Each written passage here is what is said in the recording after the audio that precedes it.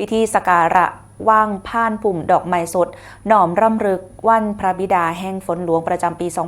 2568 เดี๋ยวไปเริ่มกันที่จังหวัดอุบลราชธานีค่ะว่าที่ร้อยตรีกรกฎประเสริฐวงศ์รองผู้ว่าราชการจังหวัดอุบลราชธานีค่ะได้เป็นประธานในพิธีถวายราชสักการะว่างผ่านพุ่มดอกไม้สดเนื่องในวันพระบิดาแห่งฝนหลวงประจำปี 2568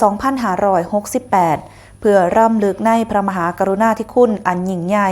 ของพระบาทสมเด็จพระบรมชนกาธิเบศรมหาภูมิพลอดุลยเดชมหาราชบรมนาถบพิตรพร้อมด้วยนะคะกิจกรรมนี้ก็มีหัวหน้าส่วนราชการฝ่ายตุลาการทหารตำรวจหน่วยงานภาครัฐรัฐวิสาหกิจองค์กรต่างๆเข้าร่วมประกอบพิธีด้วยความสำนึกในพระมหากรุณาธิคุณด้วยพระอัจฉริยภาพและพระวิริยะอุตสาหะที่พระองค์ทรงเหตุโครงการฝนหลวงจนกลายเป็นนวัตกรรมด้านการจัดการน้ำที่สำคัญของประเทศชาติเฮา